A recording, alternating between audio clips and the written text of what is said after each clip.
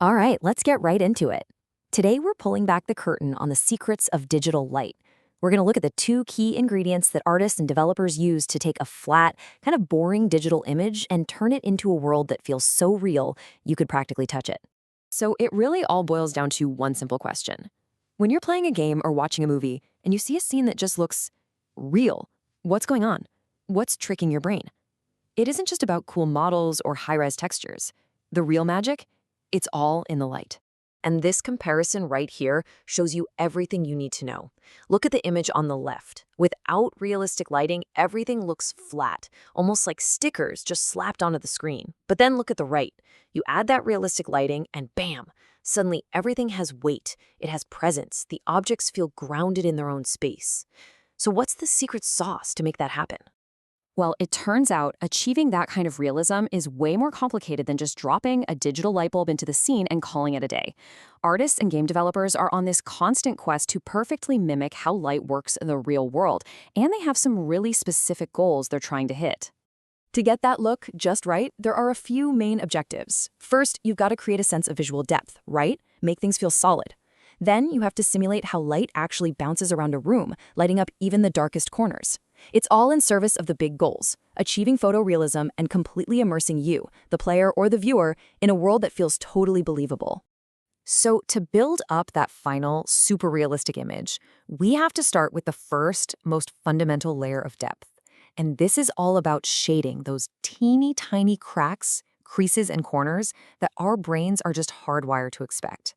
And that technique is called ambient occlusion, or AO for short. Now, this is a really clever trick that figures out which parts of an object are blocked or occluded from all the general ambient light in a scene. Think about the tight corner of a room or where the pages meet the spine of a book. Those spots are always a little darker, right? Well, AO is the digital magic that fakes that super important subtle detail. So how in the world does a computer figure this out? It's actually pretty simple when you break it down. Basically, for any single point on a surface, the computer shoots out a whole bunch of virtual rays in every direction, kind of like a tiny little sea urchin. Then, it just counts how many of those rays instantly smack into another object.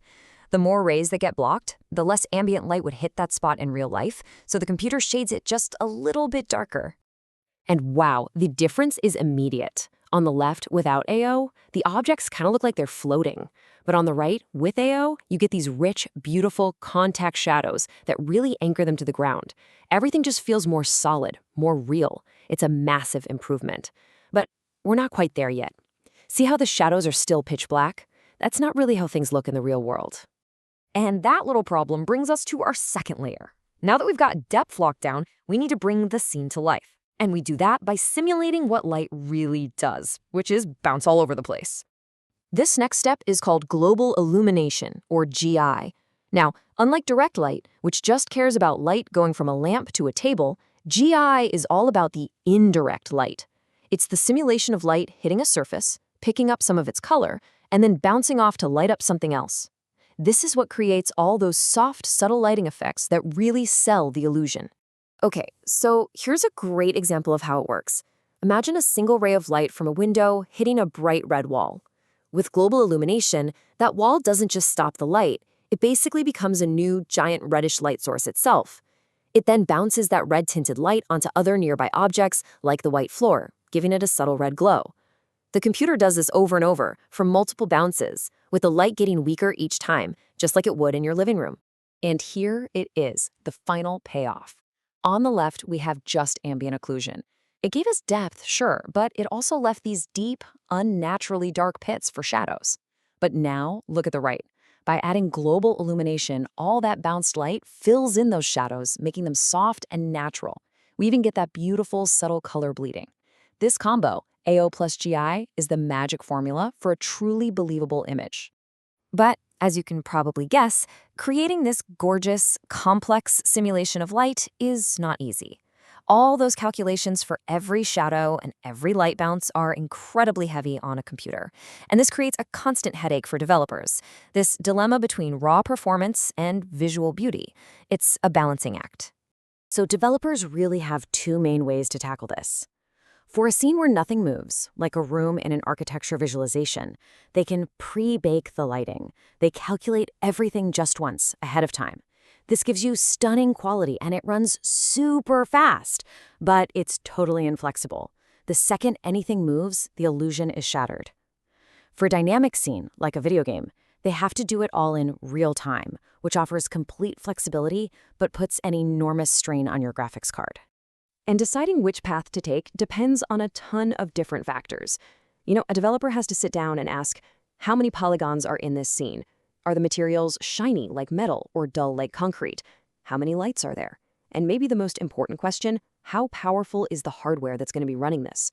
Every single one of these things completely changes the math. So let's bring this all back to you. How do all these insanely complex calculations translate into the seamless world you see when you're just playing a game? Well, it all happens in the blink of an eye, in something we can call an impact chain. It starts with you, the input. You move your mouse or controller. The game engine instantly calculates where everything in the world is. The lighting simulation runs, with AO adding all those contact shadows and GI bouncing light all over the place.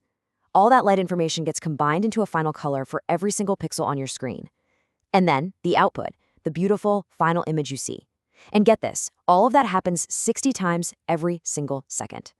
And you really do see this technology everywhere, every day. It's what makes video game worlds feel so immersive and real. It's how an architect can show a client exactly how the sunlight will look in their new house before a single brick is laid. It's used to make product ads for cars that look so real you can't tell they're computer-generated. And of course, it's the secret sauce that lets movie studios drop a giant CGI monster into a real city and make it look like it's actually there. When it comes right down to it, it's all about this idea. These incredible techniques are what finally allow digital objects to look like they actually belong in the world they're in. They're what elevates computer graphics from just a collection of flat images to a cohesive, photorealistic universe. But hey, it's not a perfect system. Of course, these techniques have their own issues. That high performance cost can definitely cause lag or dropped frames. Sometimes, if the calculations are rushed, you might see a grainy noise effect in the shadows. You can also get weird bugs like light leaking, where light magically passes through a thin wall. And if you move the camera too fast, you might see ghosting, where shadows leave a faint trail behind them. So that brings us to one final exciting thought. Ambient occlusion and global illumination are, at the end of the day, really, really smart shortcuts to simulate reality. But what if we didn't need shortcuts anymore?